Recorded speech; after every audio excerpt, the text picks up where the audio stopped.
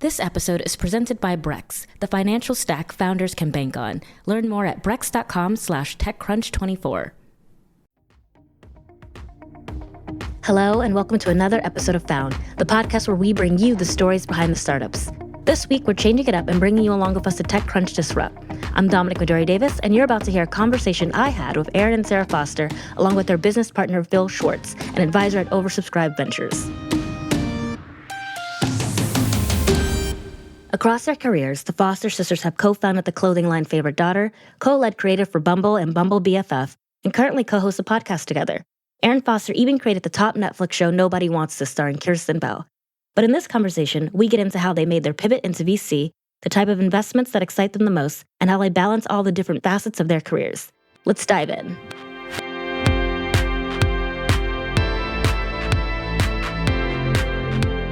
Welcome to the official TechCrunch Disrupt After Pod. I am here with Erin, Sara, and Phil. We just got off stage with our panel about consumer culture, and then I think I threw another C word in there. Thank you for joining us. Thanks for having us again. Oh, but I just realized that on stage, Phil, you did not give us a story about like a mishap in your career. Oh yeah, give it to us. What I would say is that like at Tinder, as much of a success story as Tinder is, we did so many things wrong. It's funny, one of those things like literally happened in the middle of us working together. We were filming a bunch of content. We wanted to make Tinder more female friendly, and literally in the middle of us creating the content, the day that we showed up to film the content, there was this very negative article about Tinder, and just because somebody... Specifically about women. Specifically about women. What was it? I don't remember the specifics. It was like some things that Sean Rad had said. Oh. In an interview. But it did not play well. Yeah. It was counter to what we were trying to accomplish at the company and with our content that we were creating. And so we had to figure out a different path. And eventually the content that we shot, we never released because we couldn't find the right path to do it after that article came out. So, boy, it teaches you a lot about being humble and just being more intentional and thoughtful about the messaging you put out there. You went from being an operator to a venture investor. Also true. That's true. And I think for better or worse, when you go through this stuff, you build empathy for founders that are going through these things on a daily basis. These things happen constantly to founders. Yeah, you never know what's going to like sneak up and be the wrong thing to say, or it's going to come out the wrong way, or, clickbait. Yeah, I know.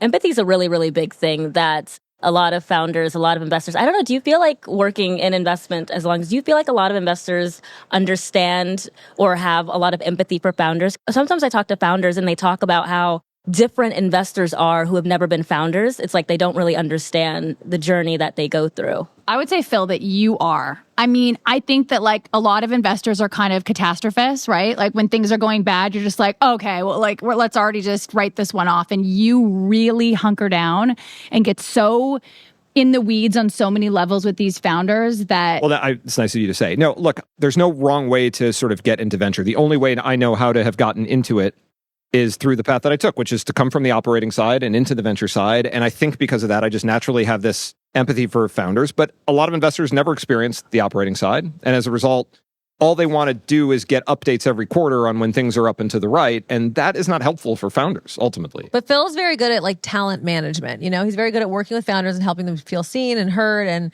saying things with the right tone. Sometimes Sara and I don't have the right tone, and Phil really does. It's nice of you to say. And I would say I learned that not just from going through sort of experiences on the operating side myself, but my partner, Sam Yegan, at Corazon has been a founder, has been in the trenches, and I've seen the way that he interacts with founders. And it comes from a very empathetic place because he just wants them all to win. And he has, a specific approach to helping guide them through that. And that, I think, can only happen when you've been on the other side. But yeah, I've seen a lot of investors not provide that empathy, and it's painful for founders to deal with it. I mean, we learned this when we were 5 years old. It's not what you say, it's how you say it. There's a way to deliver. Things aren't going so well. Like you need to shake it up. You need to pivot. You need to retreat. We know this, right? But it's easier said than done. And I think it's something that you do very well, which is why founders love working with you. They feel a little too comfortable. They text him a lot. They text him a lot. And on stage, you gave a lot of credit to Whitney at Bumble. And so I wanted to know if there were any other investors or founders that you really look up to, especially as you started entering startup and VC a lot more.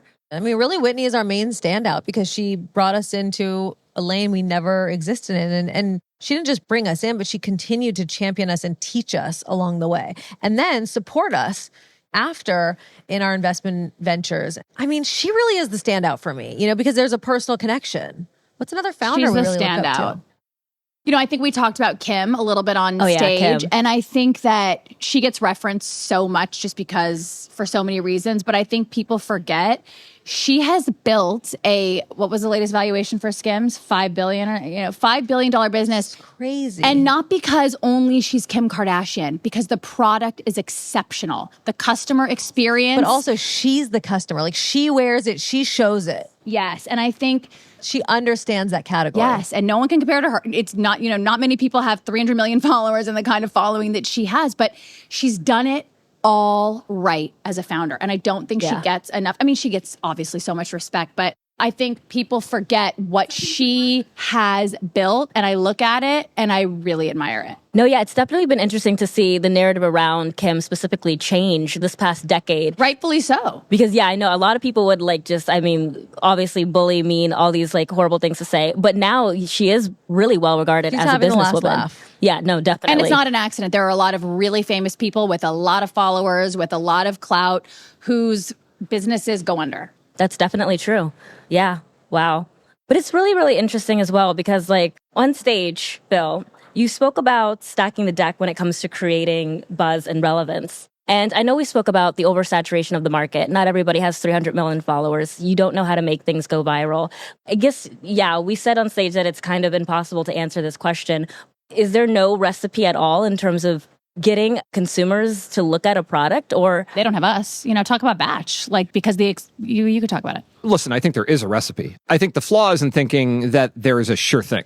But I do think there's a recipe that increases your odds of success dramatically. Yeah, like our company Batch, one of the portfolio companies of Oversubscribed and Corezone, is a marketplace for group experiences. So you can plan and book group experiences, still an unsolved sort of large problem on the internet. And Batch is really stepping in to solve it. They've had over 1 million parties plan their party on Batch to date. And the word of mouth is insane. So how do they do that? They're very good at social. They're very good at TikTok, but they're also just building something that's inherently viral. They are creating a product that you bring in a user. That user then goes and recruits 5, 6, 10, 20 different users to join them. And then they have people around the table like Oversubscribed and Corezone that really understand the consumer, understand marketplaces. And so they've done as good a job stacking the deck as you can do.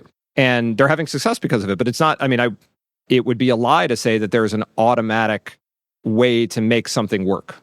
There are so many things that can go wrong in a company. You can make a bad product. You can disappoint enough customers. You can... Death by 1,000 cuts. It's all small little mistakes that all add up. One of my favorite Taylor Swift songs, yes. Okay, all right. Swift line? Death by 1,000 Cuts is a great song. From the Lover era. Okay. From the Lover era. Boom. Oh my God, Phil. My Okay, daughter's are going to you be a so Swiftie? happy that I brought didn't this realize up. you had I'm going such to be... good taste Are in you a music. Swiftie? Wait a Yeah. minute now. Huge Swiftie. Okay, Huge what's your Swiftie. era? What era are you? It's a great question. I think I like the... That was a brilliant album. Folklore Folklore. love. It's only folklore for me. Yeah. I like Folklore also. I very much like her acoustic stuff. So I tend to listen to live performances or acoustic performances Yeah. because I think I assume that's how she wrote it. And Yeah. I love listening to it that way. What's So the one that has style and all that? Oh, Songs? 1989. Okay, that's one. But you know, Great album. speaking of Swift, that's another incredible businesswoman who I think people are now looking at in terms of Absolutely. before they were saying all these crazy things. And now it's she has also built an ecosystem that feeds upon there's itself. kind of a common theme here, which is people who continue to stay being themselves, no matter how many people hate on them and tell them that they're doing it wrong. And they continue, with both those examples, they are exactly today who they were when people were hating on them and telling them to be someone different. And they stayed true to themselves. Yeah, definitely a big business lesson to be learned there. Taylor Swift is a force. Also, people love love and love positivity. At the end of They the do. day, people love love and they love feeling good. And it's not that Wait, complicated. what's that in relation to? Like the show. I think the show is successful because people just want to Yes. see healthy love. They want to feel good. Everything doesn't always have to be toxic and complicated and ugly and nasty. And I think Taylor Swift, young girls, if it wasn't for all the young Right. girls, she wouldn't be Taylor Swift. It's the young girls gravitating to the positivity. Yeah. Yeah, and people like to clown on young girls Yeah. as a consumer base. I was in the One Direction fandom. They did not take us seriously at all. You want those young girls. Yeah, now you're the consumer. And now we're the consumer. Exactly. Yeah. More from this conversation right after a quick break. This episode is presented by Brex, the financial stack founders can bank on. Brex knows cash is king for startups, so they built a banking experience that takes every dollar further. Unlike traditional business banking solutions, Brex has no minimums and no transaction fees, and you can get 20 times the standard FDIC protection. Even better, you can earn industry-leading yields from your first dollar while still being able to access your funds anytime. Get the business account trusted by 1 in 3 U.S. startups at brex.com/techcrunch24. I know you guys probably get asked this question a lot, but what is it like working with family? Like, how do you divide responsibilities? How did you know who was going to do what, do where? And just overall, what is it like working with each other? I mean, I think Erin and I have really clear distinctions. We have really clear similarities and really clear differences. But it took us a long time to figure out what those are. Yeah. Well, you're a writer. I've never been a writer. I've never wanted to be a writer. No, well, there was a minute when I did try to write. She sent me some scripts. Yeah. Some scripts, some dialogue ideas. Yeah. They weren't bad. Yeah, no.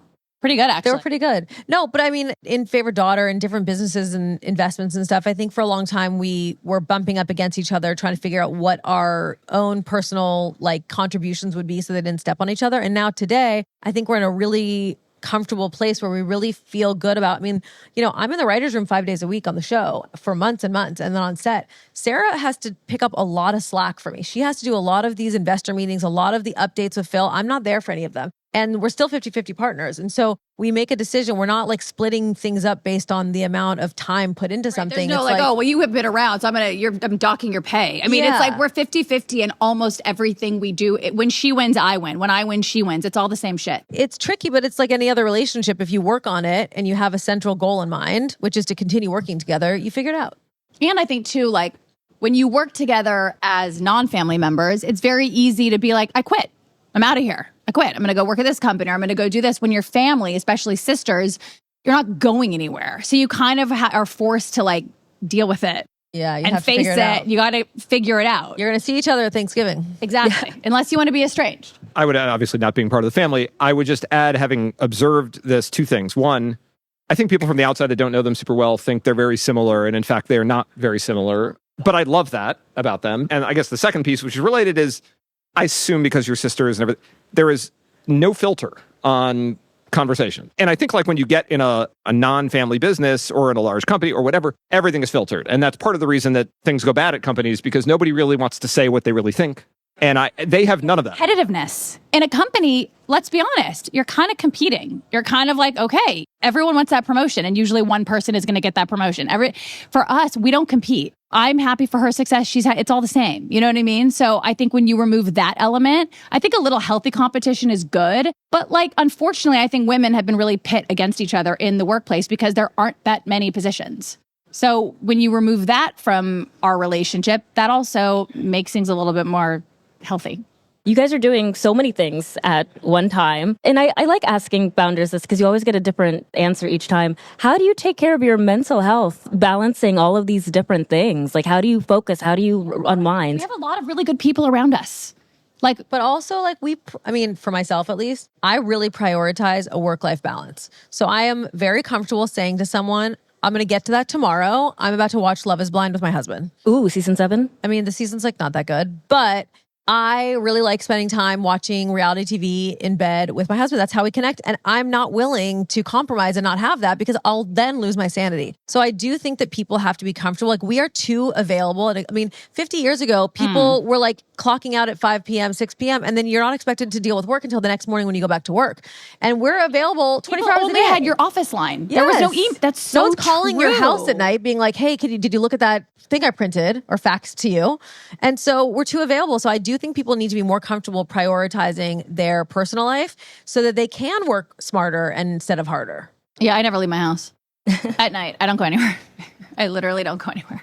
That's how I deal with my mental health. I put a face mask on and I don't leave my house. But you do have to have a boundary. I'm a new mom. I'm in a writer's room. I've been in writer's rooms before with other moms where someone else is okay, guys, let's order dinner and figure it out tonight. And I would say, sorry, she has a 3-year-old at home. Like, let her go home and be with her kid for bath time. This is not life and death. Like, we can figure this out tomorrow morning, but you're going to have a happier person sitting in front of you tomorrow if you let her go home and give her daughter a bath. Yeah. It's common sense. You got to be with your family and with your partner, with your kids, so that you can be available to your work without being resentful. Point in a team environment. You got to think about the team. When you're one person in a team of 10, which is normal, right? At startups and stuff, you got to think about the team. That's a really good point. I also think people often confuse productivity with just time spent. Yeah. And like, that's not the same thing. And people think it's the same thing all the time. They're I'm funny. here at my desk all the time. And Simon and I were just talking about this yesterday. Sorry, I didn't mean to cut you off. No, it's okay. But Simon was just saying to me yesterday, we were talking about this, and he said, when someone says to me who works for me, like, I spent 12 hours doing that, I look at them and go, well, you shouldn't have. That should have taken you 1 hour. That's nothing to be proud of, that it took you 12 hours. You shouldn't be proud of the amount of time you put in something, but be proud of the results. Yeah, that's actually a good point. Have you seen, you're working in a writer's room out in Hollywood. Do you see a lot more people drawing those type of boundaries and having them be respected? Yeah, and you know what? It happens more from women. Women are better at setting the boundaries because we are good at prioritizing home life and work-life balance, It's just new that women have been allowed to say that. Now it has to be respected, or, there's going to be like an op-ed written. That's new. It used to be women would say, I have to go home, and they'd be like, you're fired. Yeah, it's absolutely true. So we're in a different time where we can speak out a little bit. Ooh, I kind of have a hot, like a weird spicy question. Spicy question. I know, right? Okay. So something that is always spoken about, especially with female founders, is the way that the media treats them. And so I really wanted to know your thoughts on how the way the media has treated female founders has changed over time, and if you think it's gotten any better. Well, Erin and I don't want to say started our career because we did a lot of things before, but when we pitched our first TV show, the one network we wanted to be at said, we'll never buy a show from those girls, but we would never turn down taking a meeting with 2 hot girls. That was sort of our first introduction. And I was like, oh my God, you think we're hot? Yeah, Erin was excited. No, what I said was like, great, I love being underestimated because I think that's a superpower, but it can also be hard to overcome. And I think that no matter what, women are always going to be viewed differently than we should be and that we want to be. And I do think that we're doing a much better job of taking advantage of the opportunity that, the internet will turn on people really quick these days. So in some ways it's really annoying, and in other ways it protects certain classes of people. And I think as women, keeping people a little scared is kind of a good thing because they can move out of our way so that we can really come into our power. But in general, I would say we were having a conversation again in the writer's room about a guy who hadn't done a great job at something, and everyone in the room was going, well, he was going through this, or well, this happened or that happened. And it's like, imagine making that many excuses for a woman. Imagine not just saying, well, she was bad at her job. We don't get as many excuses. And we are almost out of time. But then I just realized that, Phil, did you tell us how you decompress? It's a good question. I exercise a lot every morning religiously, and I try really hard to get to every single thing my kids have. So they have a football game, they have a volleyball game, they have a softball game, whatever. I try to go to every single one of them and not look at my phone while I'm there. And, that, like you said, it's increasingly hard. We are reachable 24/7. And so I think it takes discipline, and it takes a real effort to not do that. We have dinner at home together as family, and my phone is off during dinner. So it's the little things, but that feels big, honestly. That's hard to do, to commit to not being on your phone during dinner and volleyball games. It's actually huge. Volleyball games are long, and they can be really boring. And you know that you're being present as a parent,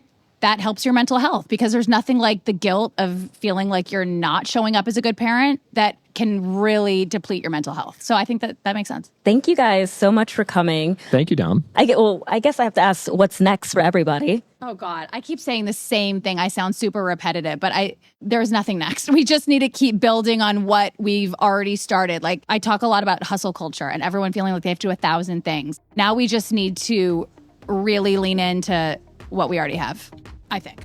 Fun too. Fun too. That's well said. I think we're open for business at Oversubscribe and at Corazon. We're looking for new investments always. And, we're really excited about the future. Thank you so much for coming on. Thank you, Dom.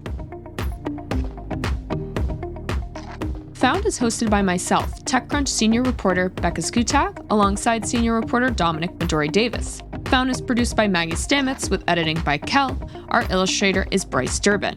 Found's audience development and social media is managed by Morgan Little, Alyssa Stringer, and Natalie Kreisman. TechCrunch's audio products are managed by Henry Pickavet. Thanks for listening, and we'll be back next week.